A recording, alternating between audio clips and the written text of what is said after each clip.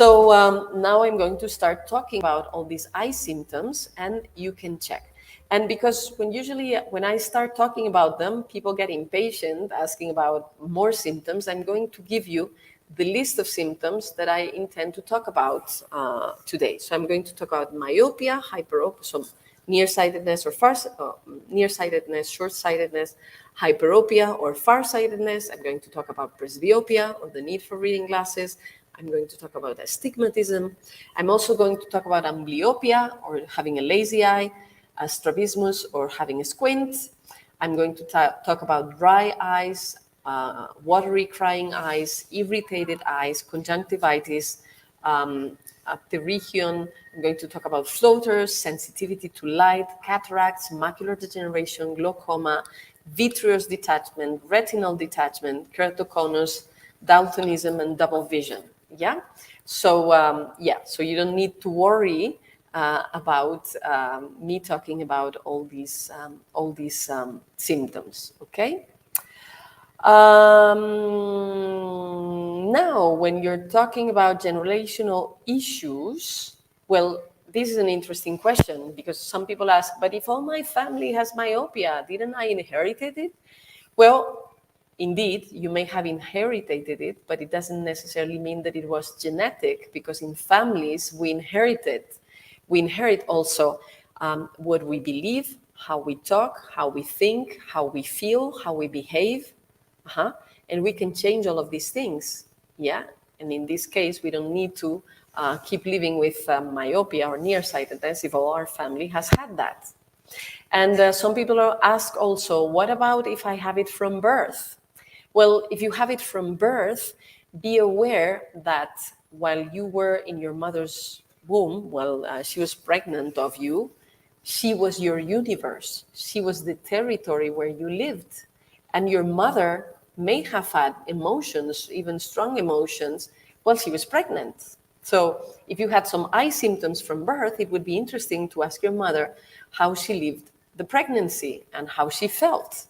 And the things I'm going to talk about, again, let's talk about them openly and without any shame or guilt or judgment or evaluation. I myself have had a number of eye symptoms, and I know, and now that I know all these emotions that are behind, I can make the connections. And the important and interesting thing is that you can transcend them, you can go beyond. And I was born with myopia, so being very nearsighted, with amblyopia and with strabismus, with a very big squint. So, of course, this was solved before I was 1 year old, fortunately for me. But later on, when I talked with my mother, I could understand why I was born with all those symptoms if I know how her pregnancy was and how she felt. Okay, so let's talk about all these symptoms. Let's dive in. So let's start with myopia. Yeah. So when somebody has myopia or nearsightedness or short-sightedness, the experience is, let's use the metaphor that this is my personal space. Yeah. The length of my arms. A person that has nearsightedness, short-sightedness, or myopia sees clear near, but doesn't see clear far away. So what is the person doing with her energy? Metaphorically, she's gathering the energy towards herself. She's removing herself, hiding away from a world that seems threatening because of feeling fear or insecurity. And myopia often happens in younger ages when we're children. And it usually happens when there is a situation of change that the person is not prepared for. Thus the insecurity and the fear.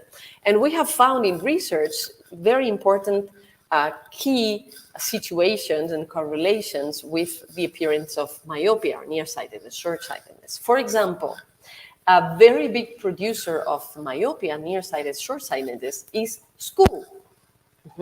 So you were at home with your family, with mom and dad, or whomever lives at home, and you knew the rules, how to behave, and you were loved and accepted.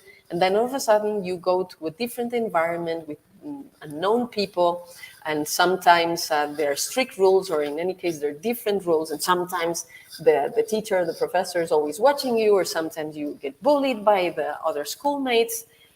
In any case, there's a big change of environment. And this change of school being a producer of myopia is not just something that happens nowadays, it's actually been historically documented.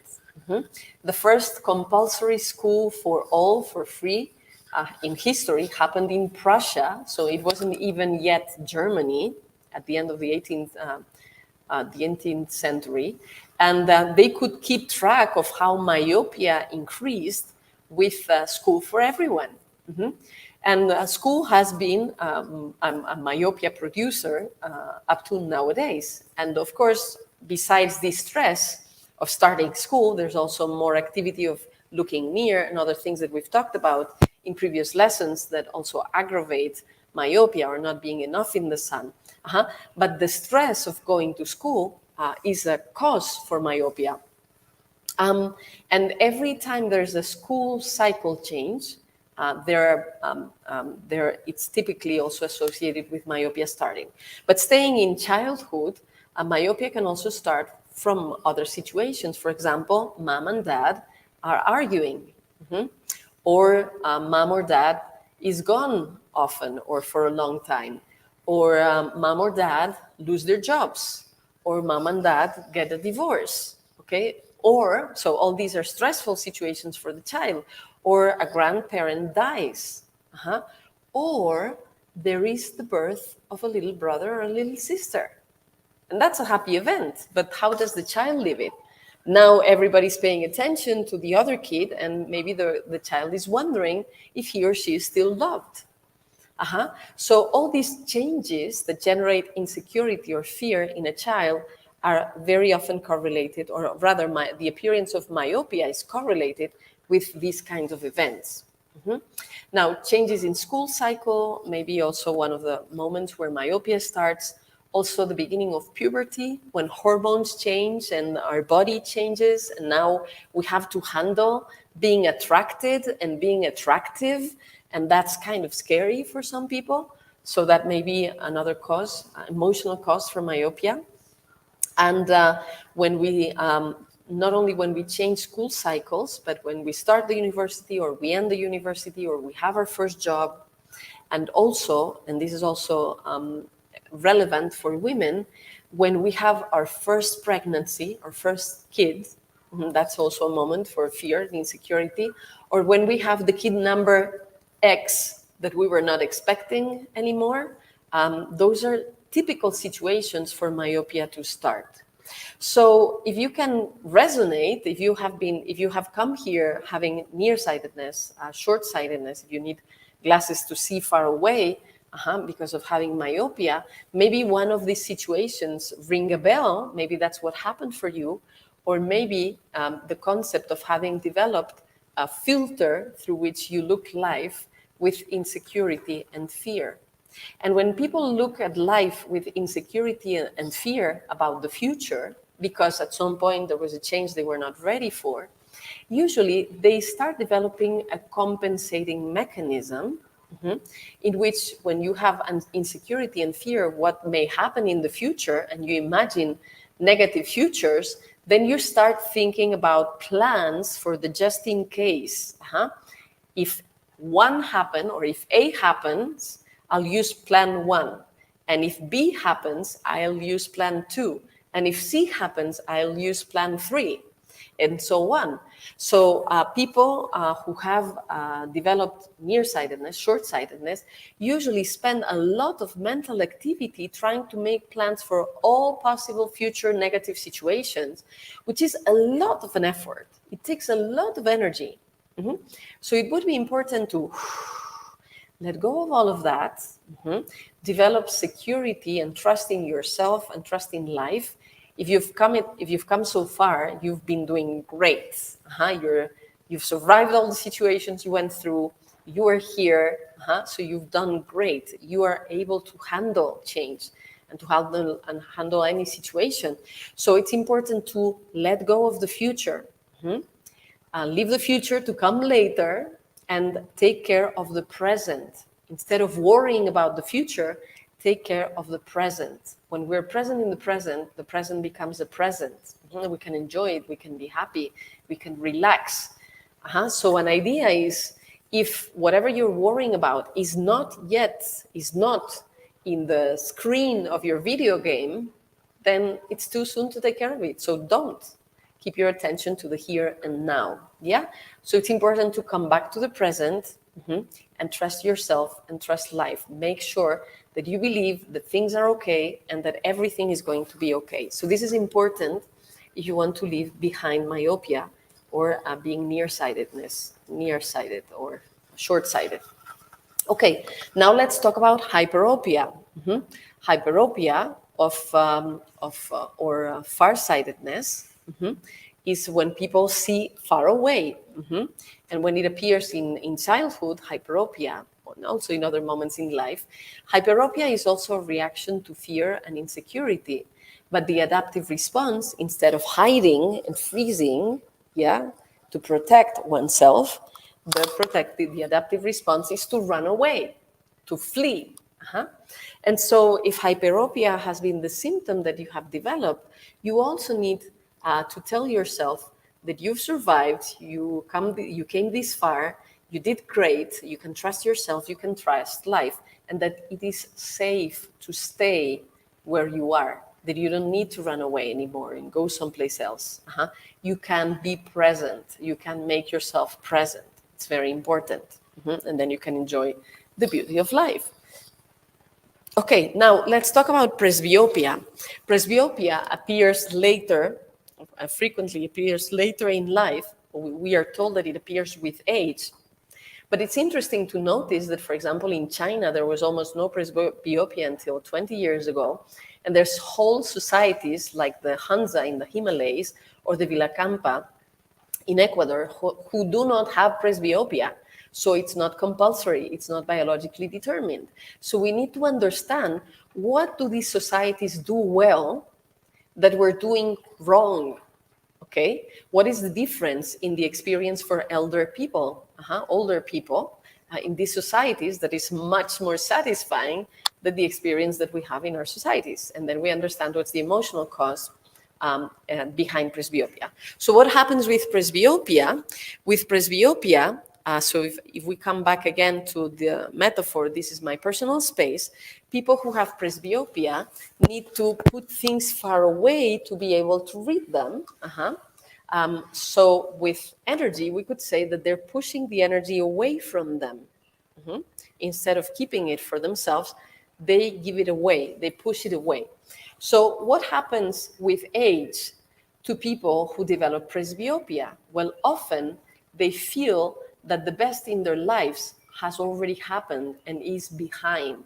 People with presbyopia often look the past with nostalgia, with guilt, or with anger, but with the impression that they no longer have options nowadays. It's these people who talk like, in my days, things used to be blah, blah, blah. And they don't realize that if they're alive, if you're alive, your days are also these. These are your days. This is your time. Yeah. So people with presbyopia sometimes have the impression that change goes too fast and they become obsolete. They don't understand how to use phones anymore. And then the grandchild knows how to use everything and can program the TV and the video. And they are like puzzled with how things works. Or sometimes they're absolutely passionate about their jobs and their activities, but they live in countries where being retired at a certain age is compulsory, so they're kept from being able to do what they love most. Or they have the impression that they already had kids and the kids already grew, or they already didn't have kids and now they're not going to have them, or they already got married, or they didn't, or they already got divorced, and like all these important decisions in life already happened before, or they already bought the apartment and now they cannot buy it because nobody will give them a loan. And so they have the impression of having lost opportunities or not having more opportunities nowadays. So if this is happening, you need to make sure, well, and then because of that, they start, because they don't feel the star of their film anymore, they don't feel the protagonist because everything important happened in the past, then they start giving their energy away to the new stars of the film. They start giving all their energy to their kids or to their parents or to their partner or to the neighbors or to the children that live with hunger, but they're not keeping enough energy for themselves and to make sure that they are happy.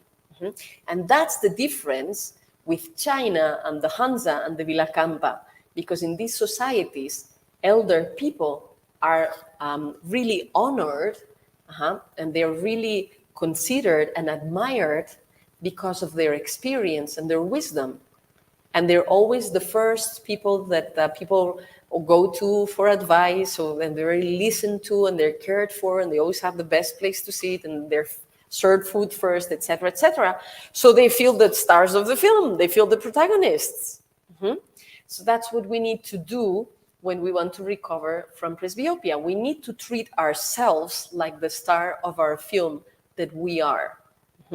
We need to develop what is called positive selfishness. So first, it's me.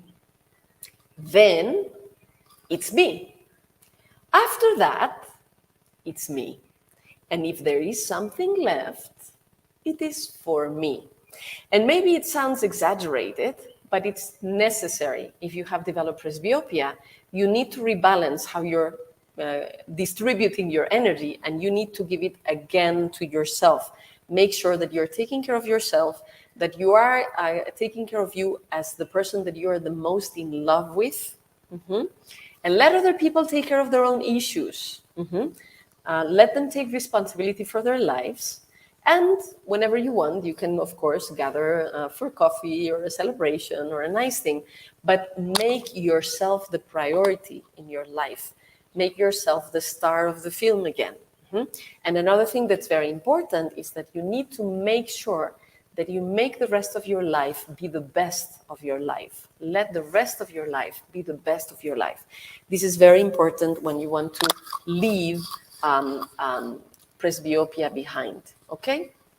So we've talked about myopia, hyperopia, presbyopia, or the need for reading glasses, and let's talk about astigmatism. And I've had myopia and astigmatism, so I can also relate to these things, and it's possible to leave them behind.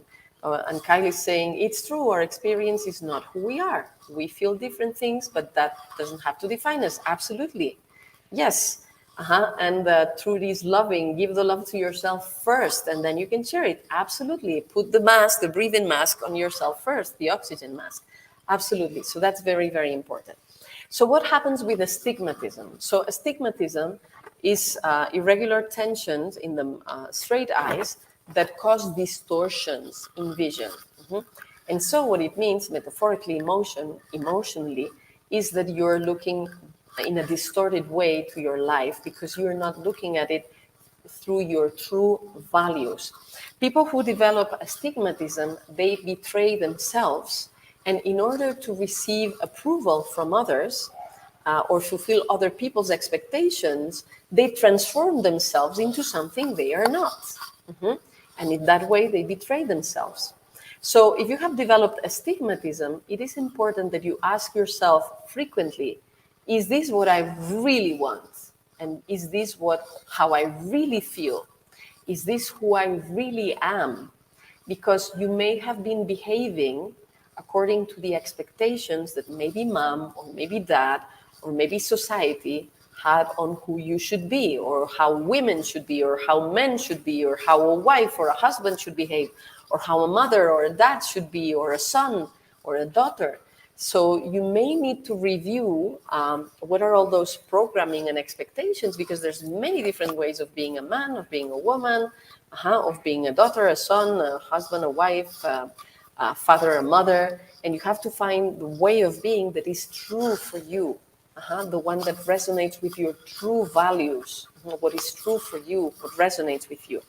You need to feel your heart vibrating with what you're doing. If you don't, you're not in your real path. And I have been there. I developed astigmatism, and when I did, I had to have a serious conversation with myself to see where I had betrayed myself and whose expectations I was trying to fulfill that was making myself unhappy. And I found it very quickly. My father always wanted to have a scientific researcher daughter. So being a professor at the university, in a way, was following my father's dream. And so he was very happy and proud about it, but I reached a point where I was bored, where my soul was thirsty and hungry for something else. So I had to look at it really carefully and realize and accept that while I like learning and teaching and doing research, I really love it, but not just for the cold sake of research itself and putting articles in journals that nobody's going to read. For me, what's important is to make a contribution to the world that makes a difference in people's well-being, health, in this case, eyesight and vision, and happiness. And when I'm doing that, I feel that I have an impact and I'm participating in transforming the world into a better place, and then I'm happy. So when I put myself into doing that, and not just the scientific career for the sake of the scientific career, as my father was happy about, well, then the astigmatism went away very quickly. So it's interesting, if you have developed astigmatism, that you notice when it started and what choice you made or you didn't make, that instead of making your soul, your inner being, your heart happy, well, was following somebody else's expectation, but that was not you. And when you go back to who you really are and you become more authentic, then your vision becomes more clear, your eyesight becomes more clear, and you are also more happy. So it's really beautiful and transformational. Okay, I'm reading, yes, questions like Trudy saying, questions to ask yourself, who am I? When I am me, is this mine? Exactly, all these questions. Yes, and Rebecca is thank you for thanking me for following my own truth, because I'm helping many, and that makes me so happy. It's really very fulfilling, and it's a beautiful thing to do. It's really, really something to enjoy. Okay, so let's go with more symptoms, because you're probably curious about other symptoms. For example, having a lazy eye and amblyopia. It's the same with a different name. It's just the scientific name. And having a squint or strabismus, yeah? And I had both. I was born with both. Again, I could understand why I had them when I knew what happened during my pregnancy for my mother. Okay, so Robert is like, this is brilliant. I'm learning so much. Great, there's more coming, so stay around. So with amblyopia, the brain is not considering eyesight or vision from one of the eyes. It's not taking in the information and it's not interpreting it. And then if this eye is not being stimulated because the information is not taken, then it becomes more and more lazy. So there's like a vicious circle there. So we want to stimulate that eye, but we also want to understand what's the emotional issue behind amblyopia or having a lazy eye. We need to know that each of our eyes is more strongly connected with one of our brain hemispheres. And our brain hemispheres think in a different way. One thinks in a sequential way, the other thinks in parallel. The one thinks in before and after, before, now, after, and the other thinks in terms of synchronicity. The one thinks in a logical and rational way, and the other one thinks in an intuitive, synthetic way. And the one thinks in terms of cause and effect, and the other one thinks more in terms of causality or coincidence. And both forms of intelligence are very, very useful. And now, one of the ways of being is more related also with male qualities or yang qualities, and the other one is more related with yin qualities or feminine, female qualities. So we could say that we have a yang eye that is more about actions and projects and the things that happen outside of the house, and the other eye is more yin, is more concerned with emotions, relationships, and the things that happen in the house. Yeah. So when there's amblyopia and there's one lazy eye, and if this happens in childhood, we can ask ourselves for this child if there was tension or stress or difficulty for this child to connect with mom, the feminine, the yin, the emotions, the relationships, what happens in the house, or with dad, action projects, willpower, and what happens outside of home. Yeah, and we can understand then why this one eye has disconnected and has becoming lazy or amblyopic. Yeah, and of course this can be stimulated, but if we can remove the tension or the perception that this child has, if we can solve it, then this eye is stimulated again and can heal much faster. Yeah? Okay, if it happens in childhood, the relevant man and the relevant woman are usually mom and dad. If it happens at another moment in life, we could seek like what are the important men or the important women in our experience, or what are the important young figures and the important yin figures in our life with whom we're having tension or stress. Because also nowadays we have a lot more diversity, and there's also yin men and yang women, and that's also okay. So we need to fine tune and look a little bit, but then we can see how we can get back into having both eyes active, and then we can have the precious gift of seeing in 3D, because we need both eyes to see 3D.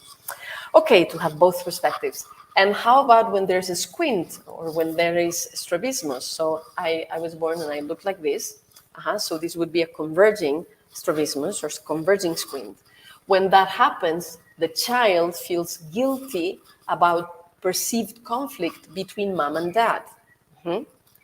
And sometimes mom and dad actually get along very well, but the outer expression of the relationship may seem like conflict or tension for somebody outside of that relationship, including the child. So it's important to let that child know that he or she is not guilty about anything that may be going on between mom and dad, and that in any case, he or she is the expression of mom and dad's love. And if it's not the love at the present time, at least it's the love that they felt for each other at the moment where the child was conceived. This is important, and that this burden is released, this emotional tension is released, and then the baby, the child, can see again with their eyes parallel. And that happened for me. Well, I healed with stimulation, but then I understood why this had happened also when I was born. And when the squint or the strabismus is divergent, it's less common, but sometimes happens, and each eye is looking a different direction.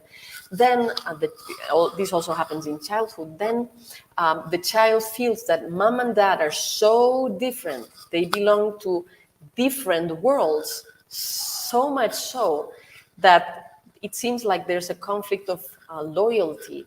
And if the child connects with the father, then he cannot connect with the mother because she lives in a different world. And vice versa, if the child connects with the mother, then he cannot or she cannot connect with the father because it's a very different world. So it's important also also for the child to know that the child has the right to connect with both, and he's not betraying anyone, or he shouldn't choose. He or she shouldn't have to choose between mom or dad, and can have loyalty to both. And when that is understood, then the eyes can also get back to the normal position and see 3D and coordinate, etc. And I'm seeing that AB is resonating with some of these ideas, so I'm very, very happy, and I really wish that they're helpful. Okay, so we talked about myopia, hyperopia, presbyopia, astigmatism, amblyopia, and strabismus. Let's go further. Let's talk about dry eyes, crying eyes. So these two, although they seem opposite, they're talking about the same thing. When we have dry eyes or crying eyes, and our tears are not happening, are not being segregated normally, it's about sadness. When we have dry eyes, very often, it's because we have felt sad, but we have kept ourselves from crying. And a very typical situation that I hear is, for example, this can happen for adults, and then dad dies, for example, and mom, you want to be strong to hold your mother so that she doesn't also fall apart with dad's death. But in this case, if you keep yourself from crying the sadness of having lost your dad, then that can be the cause of dry eyes. You kept a sadness and emotion and you didn't express it. And maybe there was a good reason or a good intention in not doing so, but it's not being healthy for you. So maybe you can cry when you're in the toilet on your own, or when mom doesn't see you, or a few days or weeks later, or months or years. But you need to catch up with expressing that sadness that has been held inside of you. And with watery eyes, crying eyes, then there is also a sadness that you haven't finished to grieve and to let go of. So it's important to have a look at that.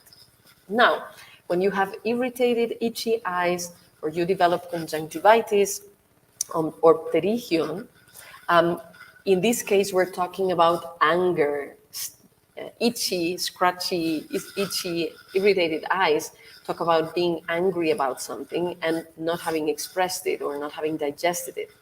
And when we have conjunctivitis, there's an infection that causes inflammation and also irritated, itchy eyes. So it's also the same. And with pterigio, there's a tissue that is that's appearing in the inner part of the eye, and it's because of an inflammation, but it's changing the structure of the tissues of the eyes. And it could, if it reaches the cornea, it could impact eyesight. This is kind of common in Latin America. And it's interesting when I compare, for example, the Mexican society with the Spanish society. I'm from Spain and I live a lot in Mexico and I love Mexico. So again, there is no judgment or evaluation. But with people who develop pterigio, and what I have observed and also in the research that we've done, is that there is this sense of anger because of structural injustice. There's, for example, there's a big hierarchical society in Mexico. There's very big differences between people who are at the top and at the bottom, or there's more violence, for example, than in Spain, or more inequality between men and women, and things like that. So if you're seeing all that injustice, it may make you have a feeling of anger because of that, but that is causing a structural change in your eyes. So it's important to let go of it so that you have better eyes and better vision. Okay, floaters, or myodesopsias, which is a scientific word for it. When you have floaters, first, it's important to make sure that you understand that having some floaters is just natural. It's normal. It's okay. Floaters are a sign of the regeneration of the cells in the vitreous humor. And it's normal to see some floaters when you look at the sky, or you look at water, or you look at a white wall, for example. It's just that you're noticing these cells that are being replaced, and that's okay. Now, if floaters are really a lot and are bugging you, are bothering you a lot, in this case, we need to ask you, or you need to ask yourself, who are these people who are bugging you or bothering you? Floaters appear when there's too much tension in the eyes, and when you palm and sun, you do palming and sunning, and you relax your eyes, they tend to go away. But you need to ask yourself what situation or what people are bugging you, are bothering you. Okay. Sensitivity to light, photosensitivity, and some people they say that they need to wear sunglasses because they have sensitivity to light or the sun. Well, usually it's the other way around. It's because you've been wearing the sunglasses that your iris has become lazy, and then your pupil is not used anymore to becoming small when there's a lot of light. So not wearing sunglasses and doing sunning will help with the photosensitivity, of course. But in emotional terms, we need to understand what is the hidden emotion, the underlying emotion or the metaphor. And here what we found is that people who develop photosensitivity, what they have is that they are uncomfortable with a powerful, shining figure. And the powerful, shining person can be themselves. They are uncomfortable with shining with their own light. And in this case, it's important to be okay to be who you are and shine with your own light and show yourself your capacity and your power. And sometimes it's about not being comfortable with somebody else's display of shining and being powerful. So there's something to look there and some tension to release there. Okay, cataracts, macular degeneration, glaucoma. These are also common vision symptoms. So with cataracts, the crystalline changes, and we know that we can keep ourselves from developing cataracts if we do palming and sunning, and we change, we look near, far, and that we keep the crystalline, the ciliary muscles training and doing the gymnastics they need to be in shape. But in metaphorical, emotional terms, we could say that we have put blinds in front of the windows that are our eyes. So we need to understand how we have lost interest in looking through those windows. And cataracts, we have found that they appear when we lose interest in life. For example, a woman that in her older age, her interest and stimulation and dream was to see her grandchildren. And too bad, her kids don't have grandchildren. Or too bad, the children have grandchildren, but they live in another country. Or they live nearby, but the relationship with the partner of the children is not good, so she cannot see the grandchildren. Yeah? And if that is the case, well, the person is very frustrated because he doesn't have the joy to see the children. And so it's important in this case either to solve the situation so that she can get to see the grandchildren, or at least to find something that's stimulating and fun and interesting for this person. And I mention this because this is a very common one, but there's also typical cataract situations for men. And this is true for samples that we've had in Mexico, particularly. So men that are very interested in their sexuality, and with age, for example, they start having problems with their prostate, and then sex is not as interesting, and they lose a motivation that made them be happy in life. Well, they need to find out, or either they solve the thing or figure out something to make them happy. Or for people, and this can be men or women, who love their jobs. They woke up every day to go to their work because they really love what they were doing. And then, well, they have to retire or something happens, and then they don't have that joy anymore. So if you've been developing cataracts, you need to find something exciting, stimulating, interesting to do in life to make you happy, to be happy to look through the windows of your eyes. Glaucoma, let me drink a little bit of water because I've been talking for a long time, nonstop. So let's talk about glaucoma. Glaucoma happens because there is too much intraocular pressure that pushes all the structures in the eyes and pushes the optic nerve, damaging the optic nerve, and thus losing visual field. So with glaucoma, it starts with too much pressure, too much pressure inside the eye. So what is the person experiencing? Too much pressure.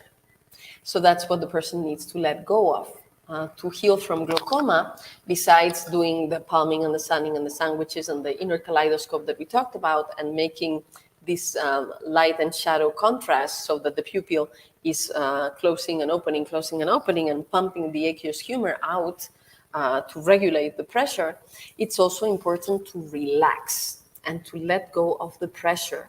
You're probably putting too much pressure on yourself, or you feel too much pressure from relationships, so it's important to change that, okay? And with macular degeneration, something that sometimes happens with age also, with macular degeneration, what happens is that we lose the central part of our vision. So we need to understand what it is that we feel that we have lost that is central in our vision of our life. And maybe we need to change our priorities, or we need to change the central axis of our life so that we have a clear central vision for our life again. And of course, for macular degeneration, we also want to eat kale, and we also want to make sure that we avoid an excess of artificial blue light, and we want to make sure that we watch the sunrise and the sunset and other things that we've talked about, that we will talk more in detail in the future. But in terms of emotion, you need to find again the center of your view of your life. Now, with vitreous detachment and retinal detachment, well, in this case, the main stress, the tension, the emotional tension is a detachment from a person that you love very much. You feel that you were ripped from that person. And it may be because the person died, or the person went to live too far away, or you had a fight and now the relationship is broken. So it's important, if you've developed vitreous detachment or retinal detachment, that you do the grieving of that relationship. Maybe you can solve it. Maybe you can find the contact again. But in any case, you need to go through the process of grieving and accepting it. Okay, double vision. When you have a double vision, what is the metaphor? Well, you are seeing two situations and you don't know which one to choose. And double vision can have different kinds of physical causes. It could be due to astigmatism, and of course, other exercises for astigmatism and also the emotional meaning of astigmatism may be useful. It could be due to cataracts, and so you also need to do the exercises for cataracts and also understand the metaphorical meaning of cataracts. That happens that when you see double only with one eye. When you see double with each eye separately, it could be astigmatism or cataracts. And when you see double with both eyes together, then it's a lack of convergence. The eyes are not converging well, they're not well coordinated. And of course, that can be trained. But in terms of emotional understanding, the metaphor is you don't know which situation to choose.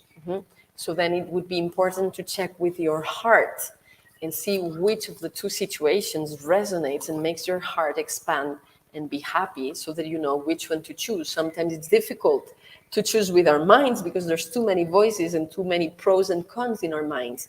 But when we go back to our senses and we go back to our heart, well, the heart expresses the one solution that is the best for us, because the heart has neurons that are connected to the insula in the brain.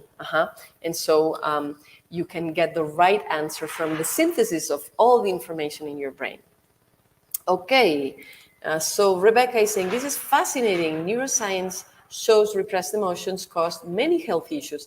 Absolutely, and they also cause vision problems. You recovered from chronic fatigue syndrome. Congratulations, by feeling emotions and learning new knowledge. And it sounds similar. Absolutely. The eyes function as well as the rest of the body, and you can use this knowledge also to recover your eyesight. And yes, it does help people with impaired vision.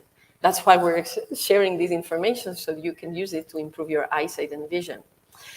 Okay, and keratoconus happens when the cornea, there's so much pressure in the eyeball, for example, that the cornea keeps changing shapes until it breaks. Refractive surgery can also cause keratoconus physically, and also rubbing your eyes can cause it. But emotionally, the metaphor behind keratoconus is a loss of power. The cornea is the natural lens that we have in our body that has the strongest power of refraction. It's about between 38 to 42 diopters. Diopters are a measure of the power for refraction of a lens. And so when the cornea breaks, the feeling of the person is that she has lost power. So she needs to recover and reclaim her power before it becomes too painful to have lost it. Okay, Pamela, I love the analysis of putting up the curtains on the windows. If cataracts are the issue, have done that. My vision changed from being amazing to very poor since the pandemic, when life became closed. Yeah, life became boring. Life became not interesting. So we needed to find other ways to stimulate and be happy. And of course, things are changing in the world in many places. So probably this is also an opportunity to be interested in the world again and having fun. These things can be reverted, and that's why we're sharing all these tools so that you can do it. Robert, can you share this? Of course you can share this. And again, if you want to share, so you can share this link, clearsightmethod.com/wakeupyoureyes, so that people can get registered and enjoy all the free classes that we're sharing. Or you can also share our YouTube channel URL, youtube.com/clearsightmethod, and share with as many people as you want. That's why we're teaching all this for free, so that as many people as possible can get to learn this and take advantage. For me, if it were for me, this would be taught in school for everyone to know about this and for everyone to have good eyesight for life. Like we learn to read or to do math or to brush our teeth, etc. You can also share our link in Facebook, facebook.com/clearsightmethod. And the more people know about this, and the better we will all feel and see, and we will live in a better world, which is exactly what we love.